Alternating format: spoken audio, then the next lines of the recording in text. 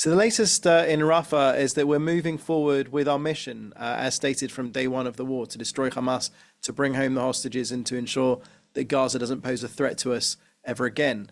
It is a limited operation at the moment, coming in from the east of Rafah.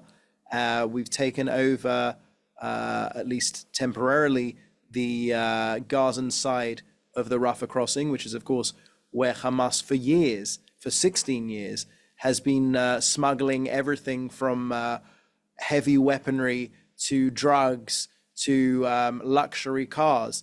That was really their, that was how they were making money. They were bringing in everything and anything, selling it at a huge margin to their own people and making money for their terror activities. We've stopped that, and we are plowing on to destroy, as you said, the last four Hamas battalions, and to reach our war aims.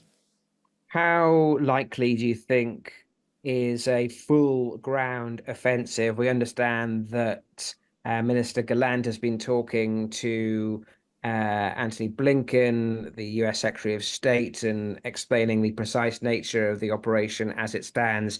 What is the likelihood of something more akin to what we saw at the start of the Israeli response to the October 7th terror attacks, something that really is more of a major ground offensive? So you'll appreciate that I can't share military plans or anything like that. I mean, we go over the top as far as an army is concerned by warning civilians to get out of harm's way. We lose the element of surprise in that sense by leafleting, sending people text messages, making announcements on the media in Arabic to let people know where we're coming. But I can't go as far as to say what the next stage will look like. What I will say is that we have to destroy the last four Hamas battalions, and we will do that at the time of our choosing in the best possible way to go after Hamas and to avoid civilian casualties, as we've done until now. Now, the key leaders of Hamas, particularly Yahya Sinwar, are still living and breathing. As far as we know, there's been some reports that the Americans wanted to trade some intel in terms of attempting to dissuade Israel from a full invasion of Rafah.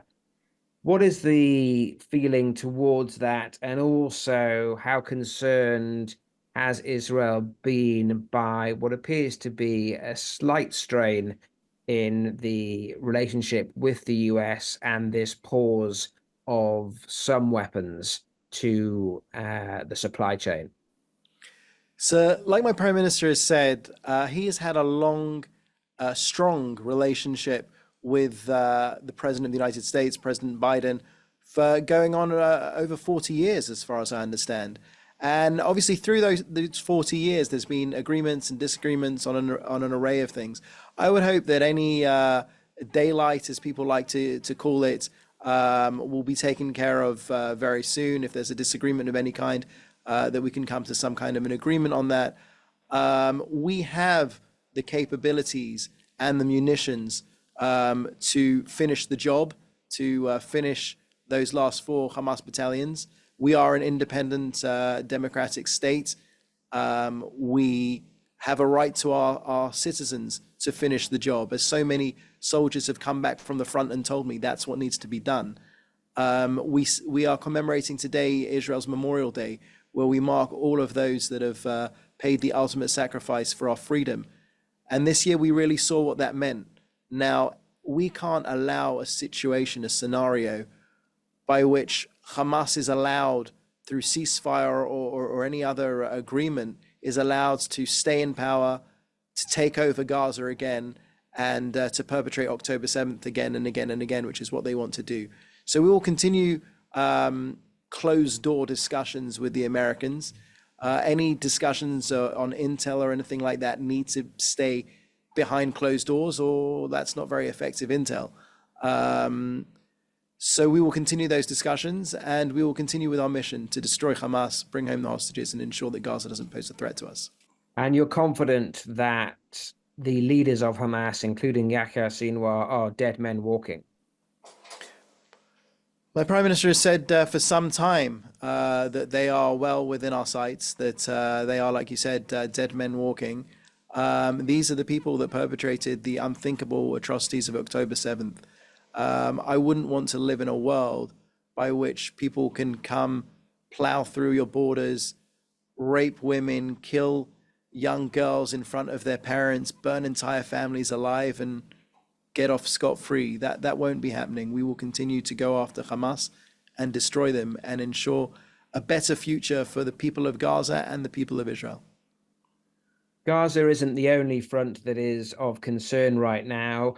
Latest from the Lebanese border is that some soldiers have been wounded by Lebanese anti-tank missiles, rockets are a threat to northern towns. How concerned are you by the threat of Hezbollah at the moment? So there's been, from the beginning of the war, there's been a lot of focus, understandably, on Gaza.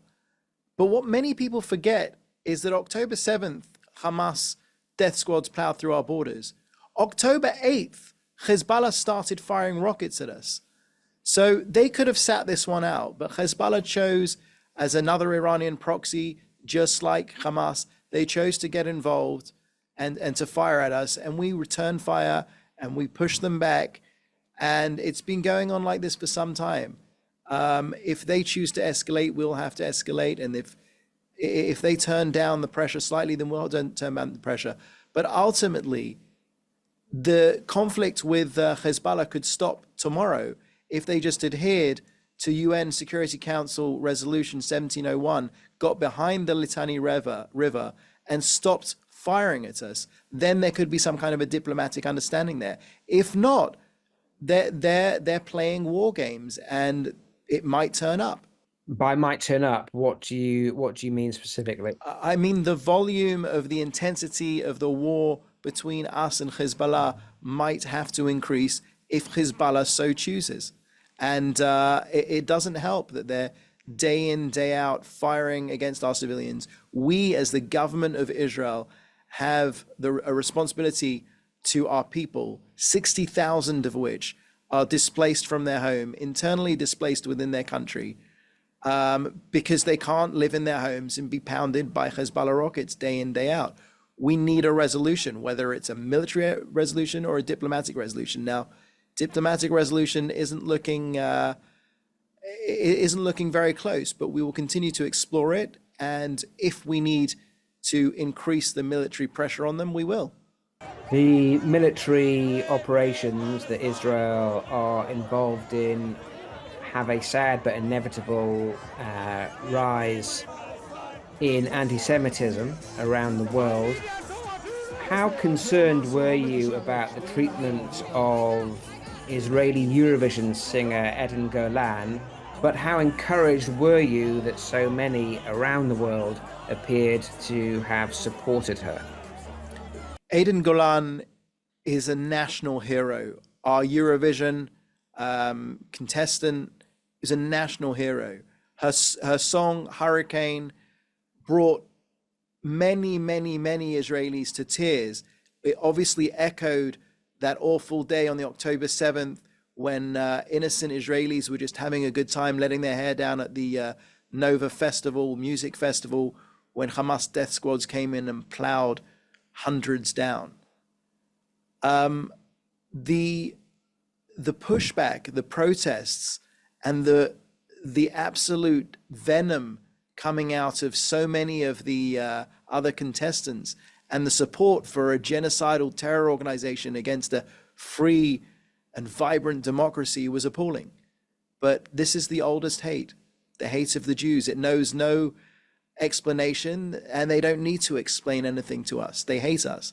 Well, we established our own free state, and we live proudly and strongly in our state, and we will protect it.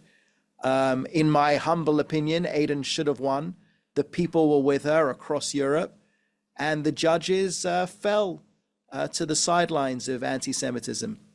But unfortunately, we have much bigger fish to fry than the Eurovision Song Contest, and we will continue on with our war aims to destroy Hamas, bring home the hostages, and ensure that Gaza doesn't pose a threat to us anymore.